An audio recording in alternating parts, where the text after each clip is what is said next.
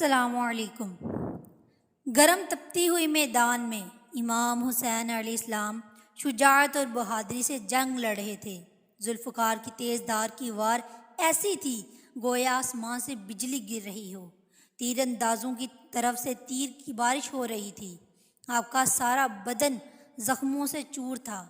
امام حسین علیہ السلام دشمن کی فوج پر حملہ کرتے جاتے تھے جن کی تعداد 30,000 تھی اور انہیں کیڑے مکوڑوں کی طرح منتشر کر دیتے تھے۔ اچانک نیزہ برداروں کی ایک جماعت نے آپ پر حملہ کر دیا۔ ایک سپاہی نے تیر چلایا جو آپ کے دہن مبارک پر لگا۔ امام حسین علیہ السلام نے دہن مبارک سے خون چلو میں لیا اور آسمان کی جانب پھینکا اور فرمایا، خدایا انہیں نابود کر دے، ان سب کو ہلاک کر دے اور ان میں سے کسی کو بھی روئے زمین پر باقی نہ رکھ۔ نبی صلی اللہ علیہ وآلہ وسلم کے پیارے نواسے کو کیوں شہید کیا گیا؟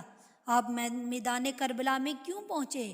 آپ کو شہید کرنے والا لشکر کون تھا؟ اور مسلمانوں نے حسین ابن علی کا ساتھ کیوں نہیں دیا؟ ان حقائق کو اس ویڈیو میں ہم مکمل جاننے کی کوشش کریں گے اور کربلا کے اس عظیم واقعہ کو مختصر پیش کرنے کی کوشش کریں گے۔ واقعہ کربلا صرف تاریخ اسلام ہی نہیں بلکہ تاریخ انسانیت کا بے حد دردناک واقعہ ہے۔ یہ دنیا کا واحد ایسا واقعہ ہے جس سے عالم کی تمام چیزیں متاثر ہوئیں۔ آسمان متاثر ہوا، زمین متاثر ہوئے، سورج اور چاند ایسے متاثر ہوئے کہ شفق کی سرخی نے آسمان لال کر دیے۔ یہ وہ غم انگیز اور المناک واقعہ تھا جس نے جاندار اور بے جان کو خون کے آنسو رلا دیے، جس کا پس منظر نبی صلی اللہ علیہ وآلہ وسلم اور آپ کی اولاد کی دشمنی تھی۔ نبی صلی اللہ علیہ وآلہ وسلم کی وفات ہوئے 50 سال گزر چکے تھے۔ آپ صلی اللہ علیہ وآلہ وسلم کے نواسے امام حسین نماز مغرب کے مصلی پر تشریف فرما تھے۔ مسجد میں حکومت کا ایک سپاہی جوتوں سمیت اندر داخل ہوا اور اپنی کمر سے ہاتھ نکال کر امام حسین کی طرف کرتا ہے۔ امام حسین علیہ السلام نے ہاتھ اٹھایا اور ہاتھ پڑھنے کے بعد فرمایا، انا للہ و انا الیہ راجعون۔ عبداللہ نے پوچھا کہ اس میں کیا لکھا ہے؟ فرمایا، شام کا حکمران معاویہ ابن ابی سفیان نہیں رہا، گورنر نے ہمیں بلایا ہے۔ امام حسین علیہ السلام حاکم مدینہ ولید کے پاس پہنچے۔ ولید نے کہا، یہ زید بن معاویہ حکمران بن گیا ہے، اس کی بیعت کیجیے۔ اس امام حسین نے جواب دیا، اہل بیت نبوت کسی کی بیعت نہیں کریں گے۔ امیر معاویہ نے اپنے بعد اپنا جانشین اور عالم اسلام کا خلیفہ اپنے بیٹے یزید کو مقرر کر دیا اور مسلمانوں سے کہا کہ وہ فیصلے کو قبول کر لیں۔ اس وقت مدینہ میں جید صحابہ کرام موجود تھے کہ مدینہ کے جید صحابہ نے یزید کے ہاتھوں بیعت کرنے سے انکار کر دیا، جن میں حضرت حسین ابن علی، عبداللہ ابن زبیر اور عبد الرحمن بن ابی بکر کے نام بہت اہم ہیں۔ صحابہ کرام کی مخالفت کی وجہ یہ تھی کہ امیر معاویہ نے اپنے بیٹے کو اگلا خلیفہ مقرر کر دیا تھا جو اسلامی مزاج اور شریعت کے خلاف سمجھا گیا۔ اس سے پہلے کسی بھی خلیفہ نے اپنی اولاد اور رشتہ دار کو اپنا ولی عہد اپنے بعد خلیفہ منتخب نہیں کیا تھا۔ یہ فیصلہ حضرت حسن کے ساتھ کیے ہوئے معاہدے کے بھی خلاف تھا۔ جب یہ خبر کوفہ پہنچی کہ امام حسین ابن علی نے یزید کو خلیفہ تسلیم کرنے سے انکار کر دیا ہے تو اہل کوفہ جو امام حسین سے بہت محبت و عقیدت رکھتے تھے، مختار ثقفی کے گھر پر جمع ہوئے اور سلیمان ابن سرد رضی اللہ تعالیٰ عنہ نے امام حسین کو کوفہ آنے کی دعوت دی۔ آپ نے امام حسین کو خط لکھا کہ آپ کوفہ تشریف لائیں، ہم آپ کے ہاتھ پر بیعت کریں گے اور آپ کو خلیفہ تسلیم کریں گے۔ روایتوں میں آتا ہے کہ کوفہ سے تقریباً 18,000 خطوط حضرت امام حسین کو موصول ہوئے۔ حضرت امام حسین نے کوفہ جانے کا فیصلہ کیا۔ امام حسین کے نزدیک یزید کا خلیفہ رہنا ظالم حکومت کو تسلیم کرنا ہے۔ یزید کی خلافت اسلام اور شریعت کے خلاف تھی۔ دوسری طرف یزید بن معاویہ کی ذاتی شخصیت بھی تنازع کا شکار تھی۔ یزید شکار، تفریح اور شراب کا عادی تھا۔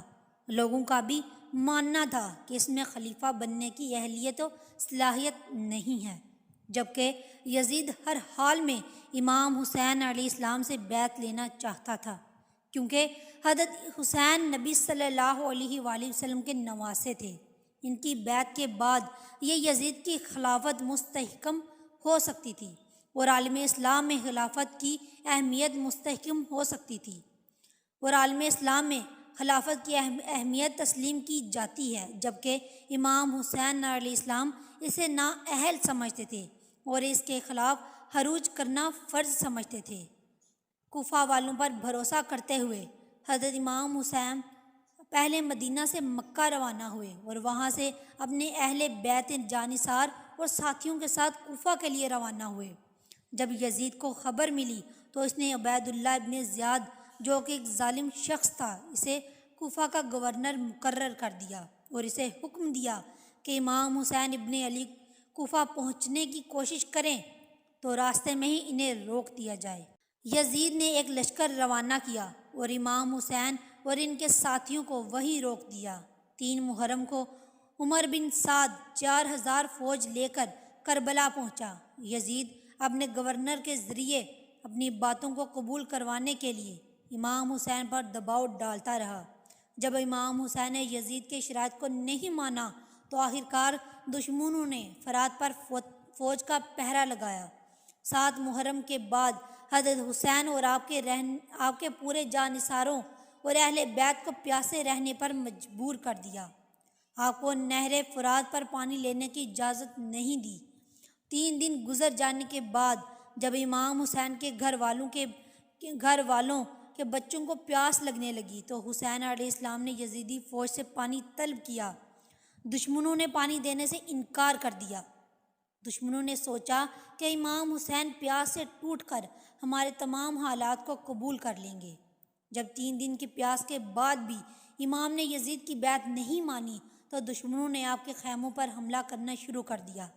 امام حسین نے 1 رات کی مہلت طلب کی۔ عاشوراء کی اس رات حضرت حسین اور آپ کے اہل خانہ نے اللہ کی عبادت کی اور یزیدی فوج کو مخاطب کر کے کہ امام حسین نے ایک تقریب کی۔ آپ نے فرمایا، اے لوگو، جلدی نہ کرو، پہلے میری بات سن لو۔ لوگو، تم میرے حسب و نسب پر غور کرو اور دیکھو کہ میں کون ہوں۔ اپنے گریبانوں میں جھانکو اور اپنے آپ کو ملامت کرو۔ تم خیال کرو کہ کیا تمہیں میرا قتل اور میری توہین زیب دیتی ہے؟ کیا میں تمہارے نبی کا نواسا اور ان کے چچیرے بھائی کا بیٹا نہیں ہوں، جنہوں نے سب سے پہلے اللہ کی آواز پر لبیک کہا، حق اور اس کے رسول پر ایمان؟ سید شہداء امیر حمزہ میرے والد کے چچا نہ تھے؟ کیا جعفر طیار میرے چچا نہ تھے؟ تمہیں رسول کا وہ قول یاد نہیں جو انہوں نے میرے اور میرے بھائی کے بارے میں فرمایا تھا کہ ہم دونوں نوجوانان جنت کے سردار ہوں گے؟ یزید کی فوج پر اس تقریر کا کوئی اثر نہ ہوا، صرف حر ابن یزید تمیمی پر اس تقریر کا اثر ہوا اور وہ یہ کہتے ہوئے امام حسین کی طرف آ گیا کہ یہ جنت یا دوزخ کے انتخاب کا موقع ہے۔ عاشوراء کے دن آپ کے تمام بیٹوں اور بھائیوں کو میدان کربلا میں شہید کر دیا، جن میں علی اکبر، عباس، علی اصغر، اونو محمد شامل ہیں۔ حضرت امام حسین اور ان کے ساتھیوں نے دشمن کی صفوں پر ٹوٹ کر حملہ کیا، شجاعت اور بہادری کی تاریخ رقم کر دی، لیکن ایک ایک کر کے سبھی 72 جانثار شہید ہو گئے۔ آخر میں حضرت امام حسین علیہ السلام کو بھی دشمنوں نے چاروں طرف سے گھیر لیا، لیکن کوئی بھی امام حسین کو قتل کرنے کا گناہ اپنے سر نہیں لینا چاہتا تھا۔ آخرکار شمر ذی الجوشن کے افسانے پر زرع بن شریح تمیمی نے یہ بدبختی مول لی اور حضرت حسین کے ہاتھ اور گردن پر تلوار سے حملہ کیا۔ سنان بن انس نے تیر چلایا، جس کے بعد امام حسین گر گئے اور ان کے گرنے کے بعد شمر آگے بڑھا اور اس ملعون نے امام حسین کا سر پیچھے کی طرف سے کاٹ کر جسم سے جدا کر دیا۔ عبید اللہ ابن زیاد کے حکم پر امام حسین کا سر الگ کر کے جسم کو گھوڑوں کے ٹاپوں پر روند دیا گیا۔ اس کے بعد تمام شہداء اہل بیت کے سروں کو نیزوں کی نوک پر رکھ کر ابن زیاد کے دربار میں لایا گیا اور اس کے بعد آپ کے سر مبارک کو یزید کے دربار میں میں پہنچایا گیا۔ جب یزید نے امام حسین کے سر کو دیکھا تو اس پر چھڑیاں پھیرنے لگا اور کہا کہ ہمارے خلاف اٹھنے والے سروں کا یہی انجام ہوتا ہے۔ اس منظر کو دیکھ کر امام حسین کی بہن زینب کا دل تڑپ اٹھا۔ آپ نے دربار یزید میں ایک لرزہ امیز خطبہ دیا۔ اس خطبے کو سن کر یزید کے دربار میں موجود درباری اور اہل شام کے چہروں کے رنگت بدل گئی اور وہ پشیمان ہوئے۔ واقعہ کربلا کا بغور مطالعہ کرنے سے ہمیں یہ پتہ چلتا ہے کہ یہ یزید نے امام علی مقام کو آپ کے خاندان اور اصحاب سمیت بے دردی سے شہید کر کے خود کو فاتح اور خلیفہ برحق ثابت کرنے کی جو کوشش کرنا چاہتا تھا وہ اس کوشش میں ناکام ہوا۔ الٹا اس کی وہ وقتی جیت ہی اس کی ابدی شکست اور رسوائی کا پیش خیمہ ثابت ہوئی، کیونکہ امام علی مقام شہید ہو کر بھی لوگوں کے دلوں پر حق و صداقت کا عظیم مینار بن کر راج کرتے ہیں، جبکہ یزید بظاہر جنگ جیت کر بھی ازلی ذلت، رسوائی اور نجاست کی علامت بن کر رہ گیا ہے۔ یہ جنگ دراصل امام حسین کی ابدی فتح ثابت ہوئی۔